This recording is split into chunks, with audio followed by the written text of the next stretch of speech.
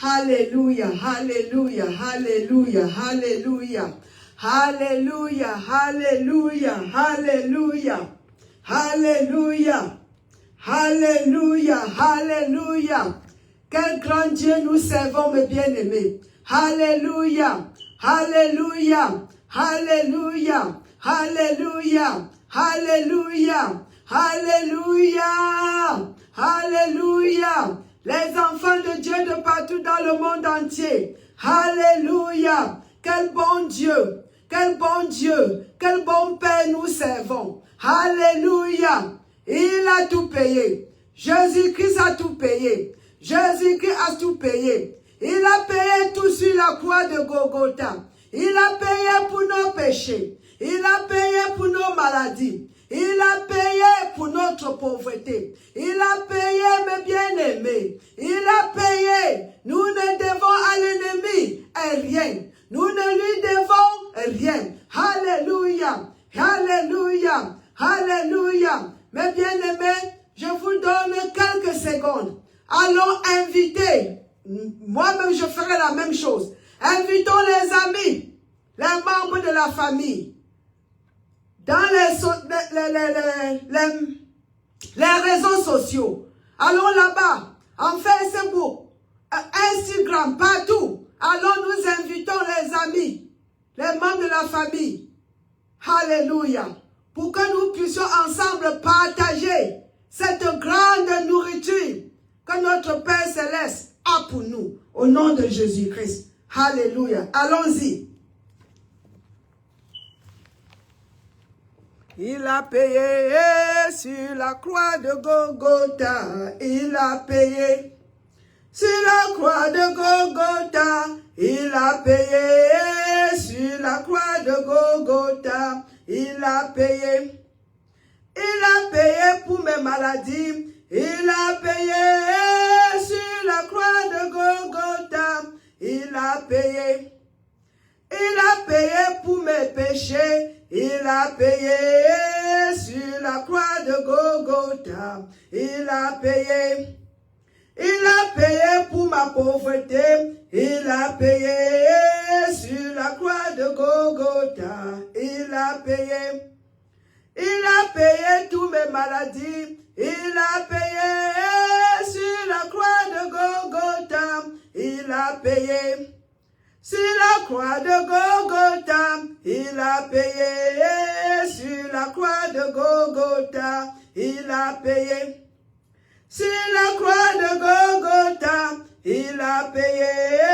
Sur la croix de Golgotha, il a payé. Alléluia, alléluia, alléluia, alléluia, alléluia, alléluia, alléluia, alléluia. Gloire à Dieu, gloire à Dieu, gloire à Dieu, mes bien-aimés. Je pense que vous avez fini. Baissons nos têtes, Éternel des armées. Dieu créateur du ciel et de la terre. Papa, nous te rendons grâce. Nous sommes reconnaissants pour le grand travail. Pour le grand travail que tu as accompli sur la croix, il y a de cela plus de 2000 ans. Pour nous, les enfants de Dieu, et pour le monde entier. Papa, nous t'élevons, Seigneur. Nous te chantons les louanges, Seigneur. Nous t'élevons, nous t'acclamons au milieu de nous. Car ta parole dit, quand deux ou trois s'assemblent en ton nom, tu es au milieu. Nous te disons, Seigneur, sois la bienvenue. Et quand tu es au milieu de nous, Papa, nous espérons les merveilles. Nous espérons les miracles. Nous espérons les guérisons. Nous espérons les délivrances. Nous espérons les miracles. Tu n'es pas seulement notre Dieu, tu es notre Papa. Merci, Seigneur, un bon Père qui sait, qui connaît donner à ses enfants. Un bon Père qui est suffisant et qui est amour. Un bon Père qui a la compassion pour ses enfants. Un bon Père qui ne cesse de bénir ses enfants. Nous te disons en avance, Seigneur, merci pour ce que tu, ma God, feras dans nos corps, dans nos vies, dans la vie de nos membres de la famille pendant cet enseignement. Nos cœurs sont ouverts, Seigneur. Nous te disons une fois de plus, merci au nom du Seigneur Jésus-Christ. Amen, amen, amen. Mes bien-aimés de partout dans le monde, nous venons de célébrer la semaine passée la fête de la résurrection qui était aussi notre fête. Alléluia.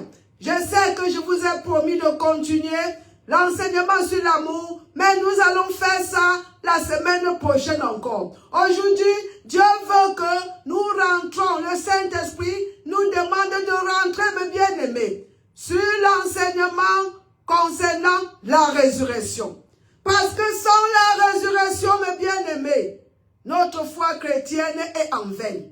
Sans la résurrection de Jésus-Christ, mes bien-aimés, alléluia, nous n'avons pas la vie éternelle. Sans la résurrection de Jésus-Christ, mes bien-aimés, nous sommes encore morts en péché, dans nos péchés. Mes bien-aimés, aujourd'hui nous allons voir profondément la pertinence de la résurrection de Jésus-Christ. Pourquoi c'est pertinent? Pourquoi la résurrection de Jésus-Christ est pertinente? La pertinence de la résurrection, ça fait référence à l'importance et à l'impact de la résurrection de Jésus-Christ, en particulier dans notre foi chrétienne. La résurrection de Jésus-Christ est le fondement, mes bien-aimés, de notre foi. C'est le fondement de notre foi chrétienne. Parce que sans la résurrection, mes bien-aimés, la foi chrétienne n'a pas de fondement. Sans la résurrection. La résurrection de Jésus-Christ signifie qu'il a vaincu la mort, mes bien-aimés. Ça confirme sa divinité et assure la vie éternelle à tous ceux qui croient en lui. Sa résurrection, mes bien-aimés, valide la vérité de ses enseignements et donne aux croyants l'expérience que nous serons ressuscités après la mort. Elle est le fondement de la foi chrétienne et la démonstration suprême de la puissance et de l'amour de Dieu. Mais bien aimés, quand nous lisons, quand nous voyons l'épître de Paul aux Corinthiens, il nous dit clairement que sans la résurrection de Jésus, nous sommes les témoins, les faux témoins de Dieu. Parce que, comment, mes bien-aimés, alléluia, comment nous pouvons croire à un sauveur qui est mort? Comment pourrons-nous croire que quelqu'un est venu de la vie éternelle, quand lui-même est mort? Comment un sauveur mort peut donner la vie aux gens? Impossible. Lui-même il dit que il suit la résurrection, je suis la vie. Dans la résurrection, la vie n'est pas ce qu'il offre, c'est ce qu'il est. Mais bien aimé, d'abord que la résurrection de Jésus-Christ, ça nous prouve sa divinité. Ça nous prouve qu'il est vraiment le Messie, qui est le Christ, le Messie, l'enfant de Dieu, qui est venu pour nous sauver. Sa résurrection, mes bien-aimés, nous prouve que tout ce qu'il a dit et tout ce qu'il a fait, c'était la vérité. C'est vrai ce qu'il a dit. C'est vrai ce qu'il a fait. Sa résurrection nous prouve cela. Sa résurrection, mes bien-aimés, nous prouve qu'il a conquis la mort, l'enfer, le tombeau n'a pas pu le retenir. Mes bien-aimés, l'enfer n'a pas pu le retenir. Ça nous prouve qu'il est vraiment capable de nous donner la vie, qu'il est vraiment quelqu'un qui donne la vie, et que lui-même, mes bien-aimés, et qu'il est vivant. La résurrection de Jésus-Christ, mes bien-aimés, nous prouve que Dieu a accepté sa sacrifice. Son sacrifice. Le sacrifice, parce que Jésus est notre agneau pascal. Jésus-Christ est notre agneau pascal. Dans sa résurrection, mes bien-aimés, nous prouve que Dieu a accepté le sacrifice de Jésus pour nos péchés, mes bien-aimés. Sans sa résurrection, encore, la foi chrétienne n'a pas de valeur. La foi chrétienne n'a pas de sens.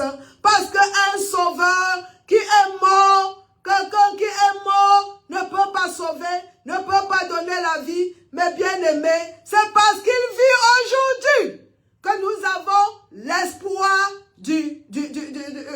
dans la vie future.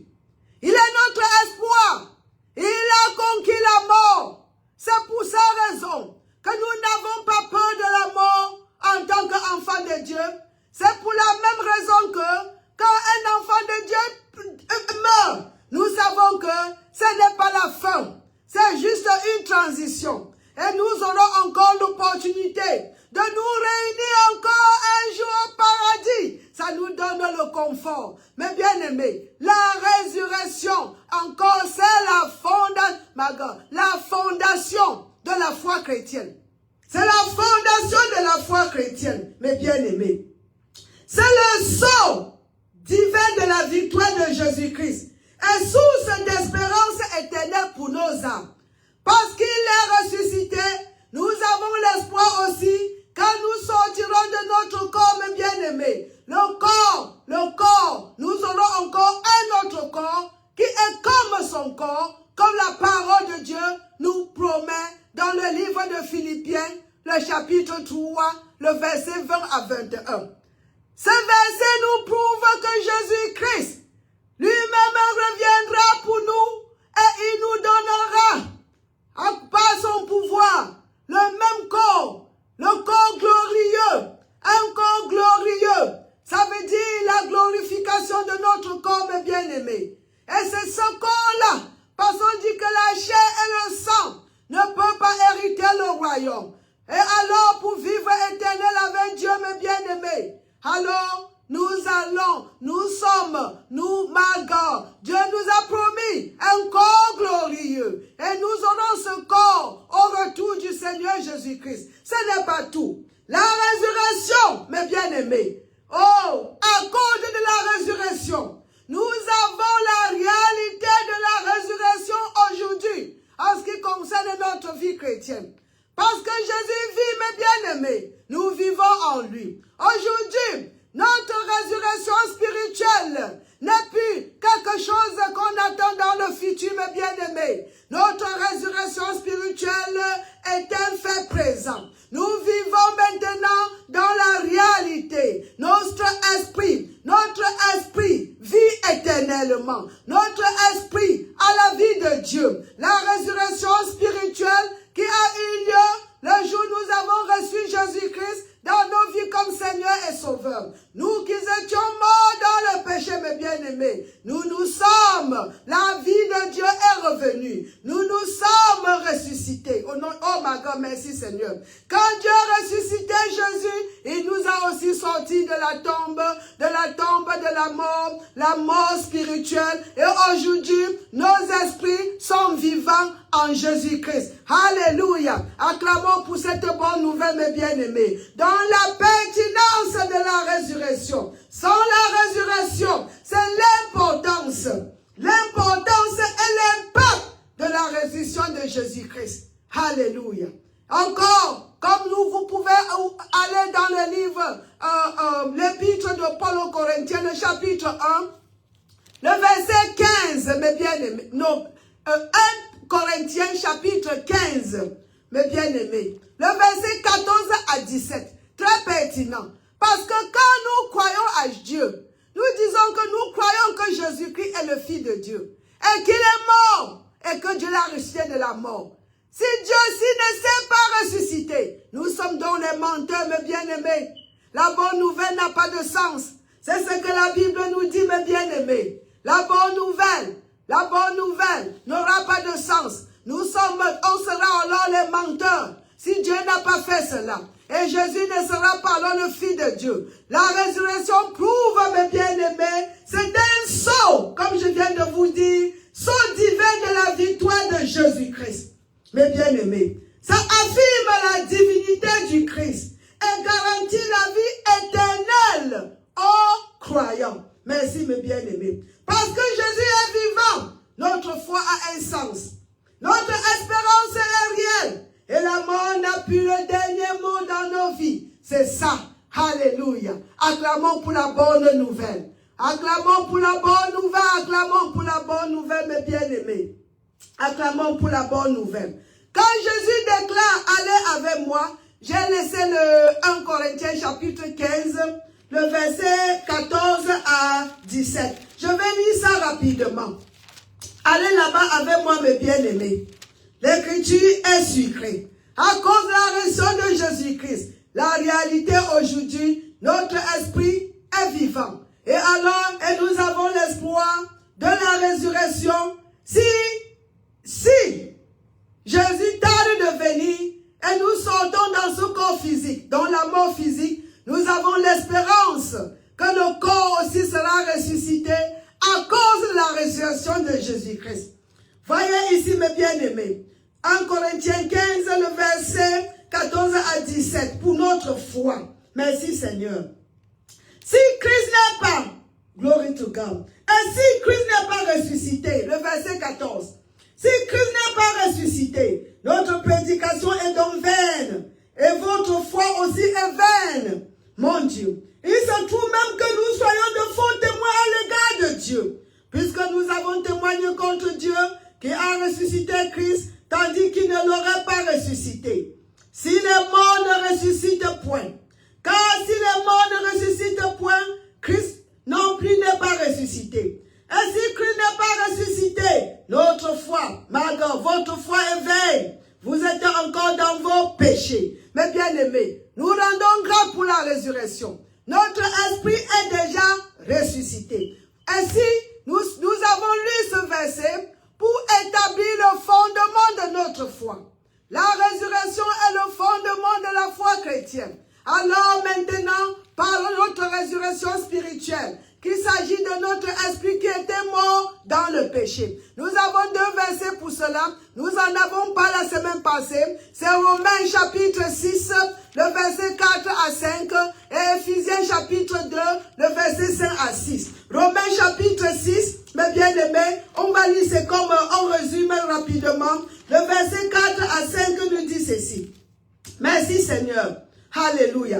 Nous avons donc été ensevelis avec lui par le baptême en sa mort, afin que comme Christ a ressuscité des morts par la gloire du Père, de même nous aussi, nous marchons en nouveauté de vie, mes bien-aimés, la nouvelle vie. En effet, si nous sommes devenus une même plante, mes bien-aimés, avec lui par la conformité à sa mort, nous le serons aussi par la conformité à sa résurrection. Parce que Jésus vit, nous vivons. Parce qu'il est sorti du tombeau, notre esprit a reçu la vie et nous marchons. La vie que nous avons, la vie là qui est en nous, la vie de Dieu à nous, mes bien-aimés. Nous sommes appelés à vivre une nouvelle vie. Nous sommes sortis du tombeau spirituel, mes bien-aimés, pour vivre une nouvelle vie en Jésus-Christ. Alléluia. On dit nouveauté de vie, une nouvelle vie, une nouvelle vie, une nouvelle vie, une nouvelle vie, une vie de victoire. Victoire sur la mort, victoire sur l'enfer, victoire sur le péché,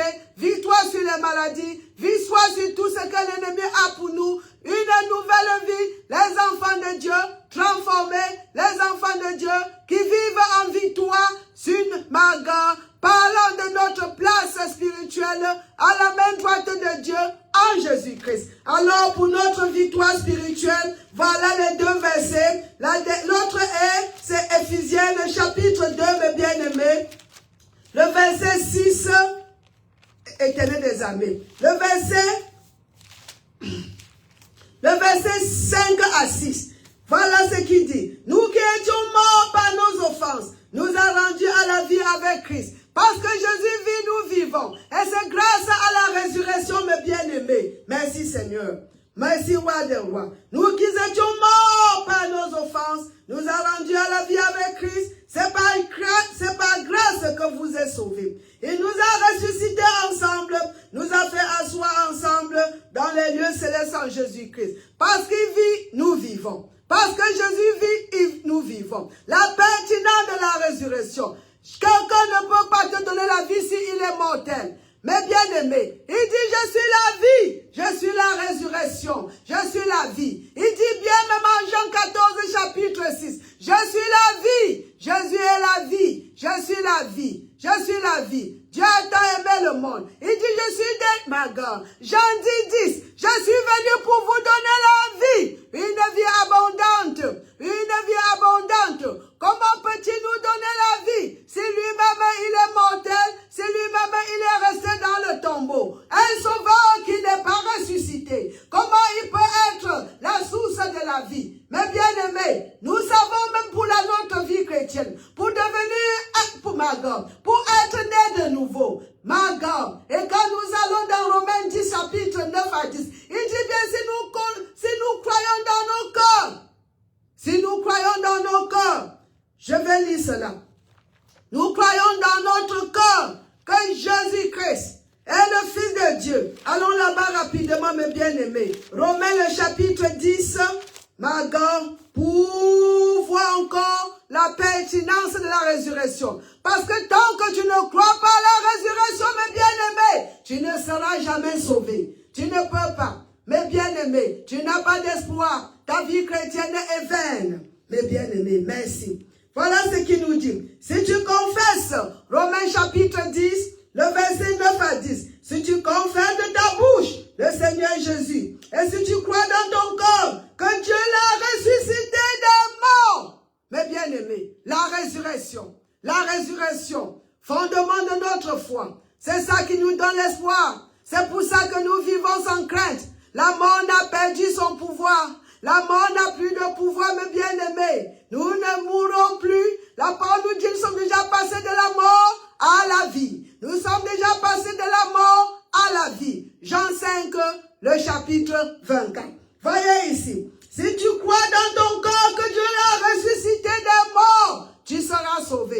Donc tant que tu ne crois pas à la résurrection, mes bien-aimés, si tu confesses seulement qu'il est le Seigneur, que c'est lui Jésus, c'est lui le Messie, et tu ne continues pas la résurrection, tu ne seras pas sauvé. Parce que sans la résurrection, nous sommes encore morts dans le péché, mes bien-aimés. Nous sommes encore dans la tombe du péché. C'est grâce à la résurrection que nous avons la vie éternelle, que nous sommes justifiés. La parole nous dit ça clairement dans le livre de Romains chapitre 4, le verset 25. Il nous dit ceci, mes bien-aimés. Alléluia. Oh, Yamashekoro. Lequel, dont le Seigneur a été livré pour nos offenses. Il a payé le prix de nos péchés. Et est ressuscité pour notre justification. Justification, mes bien-aimés. Je vous dis que justification, c'est comme on n'a jamais un péché, mes bien-aimés. Mes bien-aimés, la justification, le fait que nous pouvons vraiment de Dieu, accès à Dieu, mais se mettre devant Dieu, mes bien-aimés, sans aucun sens d'infériorité, mes bien-aimés. La justification, à cause de la résurrection, à cause de la résurrection de Jésus-Christ. Vous avez vu, donc c'est la clé de notre foi. La résurrection, mes bien-aimés. Tant que tu ne crois pas à la résurrection, tu ne peux même pas être sauvé. La résurrection nous donne l'espoir sur la mort, nous l'espoir de la résurrection de nos corps après la mort physique. Mais en ce qui concerne la mort spirituelle, mes bien-aimés, nous avons déjà vaincu. Nous avons déjà vaincu la mort spirituelle. Alléluia. Nous n'avons déjà vaincu, ma God. Nous ne sommes plus morts spirituellement. Alors, mes bien-aimés, allons voir deux écritures. Deux écritures très profondes. Avant que je n'aille là-bas, pardon, je vais vous dire ceci. En ce qui concerne la résurrection de notre corps, nous avons cette promesse. Le même chapitre, 1 Corinthiens, le chapitre 15, le verset 52 à 54, nous parle de notre résurrection. À partir de 50 même, c'est très bien, mes bien-aimés. On nous parle de notre résurrection. Et même 1 Thessaloniciens, le chapitre 4, le verset 14, nous parle de la résurrection. Mais bien, de la résurrection de notre corps. Nous avons l'espoir. Le corps va seulement se reposer. Le corps va seulement se reposer. Le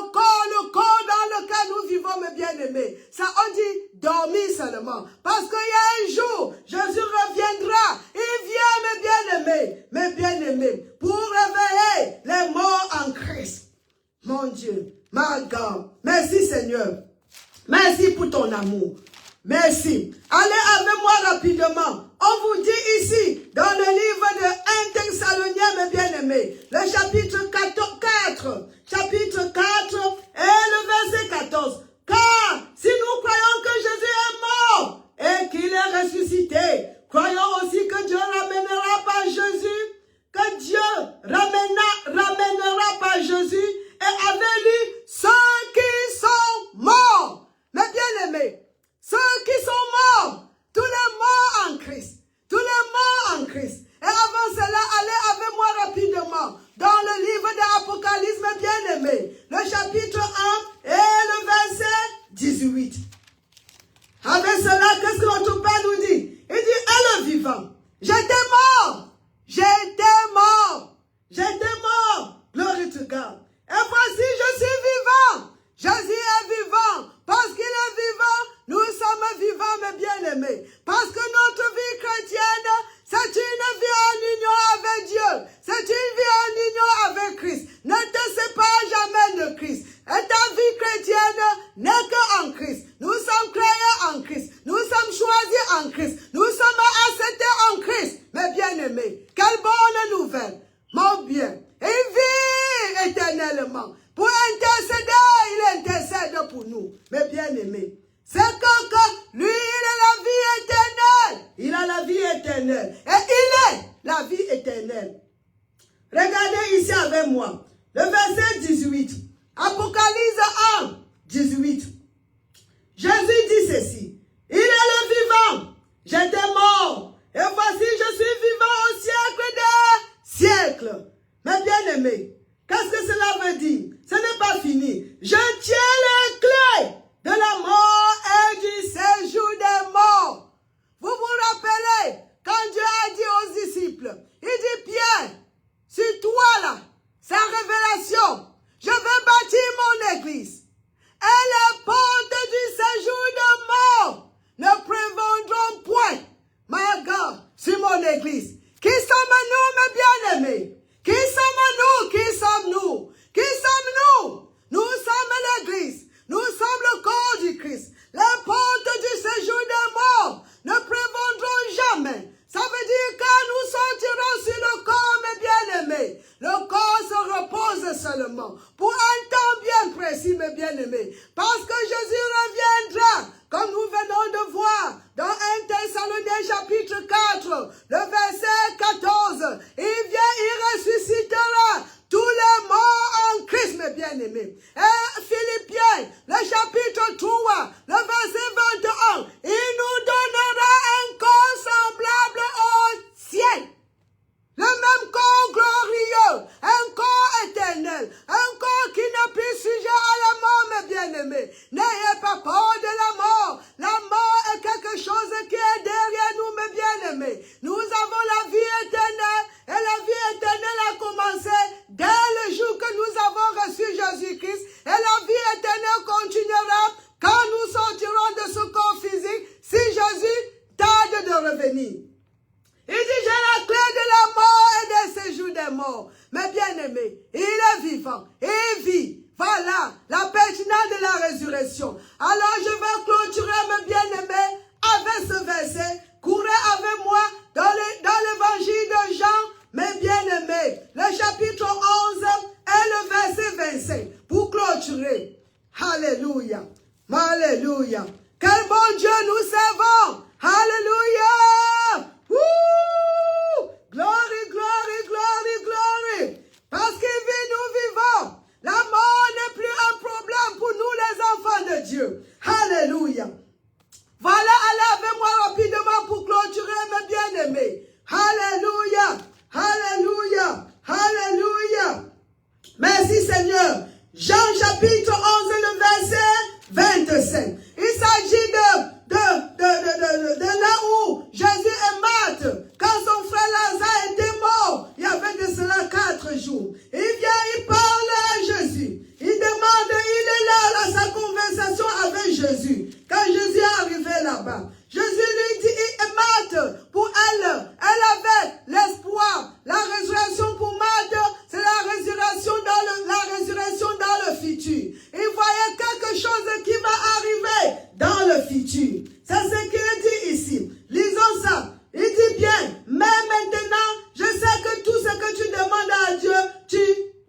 accordera. Mon Dieu, merci Seigneur. Regardez le 24. Je sais, c'est Marthe qui parle. Lui répondit Marthe, qui ressuscitera à la résurrection au dernier jour. Marthe à la foi à la résurrection dans le futur. Mais Jésus se présente à Marthe, il donne son identité. Je suis la résurrection. Je suis la résurrection et la vie. Je ne donne pas seulement la résurrection, je ne donne pas seulement la vie, je suis la résurrection et je suis la vie. Mes bien-aimés, continuons le verset 26. Il dit ceci. Et quiconque vit et croit en moi ne mourra jamais. Lisons d'abord le 25. Je suis la résurrection et la vie. Celui qui croit en moi vivra. Quand même il sera mort. Mais bien aimé, il s'agit de la mort physique. La mort physique n'a point d'effet en ce qui concerne notre vie éternelle. Parce que le corps sera ressuscité. Après, quand le Seigneur dit, quand on est absent du corps, on est avec lui. L'âme est avec le Seigneur. L'âme est déjà vivante. L'âme a déjà la vie éternelle. Et l'âme est avec le Seigneur. Quand nous sortons du corps, mes bien-aimés, ça n'a rien à y voir avec notre vie éternelle. La mort, mes bien-aimés, n'est pas la fin, c'est juste une transition. Alléluia. Et le verset 26. Et quiconque vit et croit en moi ne mourra jamais. Il parle de toi et moi aujourd'hui. Nous qui vivons aujourd'hui, nous ne mourrons jamais. Il s'agit de quel mort, maman? Il s'agit ici de la mort spirituelle. Nous ne mourrons jamais. Nous ne mourrons jamais spirituellement. Présentement, nos esprits sont vivants. Il n'y a plus et c'est éternel. Nous ne mourrons jamais spirituellement. Alléluia. Mais bien-aimés, je prie que vous avez vraiment écouté cette parole, que vous l'avez reçue, mes bien-aimés, avec la foi. Et cette écriture, ce que nous venons de partager, n'échouera pas de transformer votre vie. Mes bien-aimés, la maladie n'a plus d'effet sur vous. Ma God, recevez la guérison là où vous vous trouvez. Nos péchés ont été pardonnés. Jésus a payé le prix. Nous sommes déjà ressuscités spirituellement. Vivons la nouvelle vie. Il n'y a pas de maladie dans la nouvelle vie. La vie de Christ. S'il n'est pas malade, nous ne sommes pas malades. C'est ce que la Bible nous dit, mes bien-aimés. 1 Jean 4, 17. Comment il est, nous sommes. Si Jésus a vaincu la mort, nous avons vaincu la mort en Christ. Si Jésus n'est pas malade, nous ne sommes pas malades en Christ. Quand tu vis en Christ, mes bien-aimés, tout ce qu'il est, nous sommes. Alors, mes bien-aimés, recevez au nom du Seigneur Jésus-Christ. Alors, je prie, mes bien-aimés, partagez la vidéo. Invitez les amis pour dimanche si vous comprenez l'anglais. Et on se voit vendredi prochain si vous ne parlez rien que le français. Encore, je vais vous informer. Nous sommes en train de... notre événement aura lieu à Maryland à la fin du mois de mai. Si vous avez les membres de famille de ce côté-là, invitez-les, mes bien-aimés, parce que ce jour, les malades seront guéris, les captifs seront délivrés, les aveugles verront, les sourds entendront, les gens, les infimes marcheront, au nom de Jésus-Christ. Soyez bénis!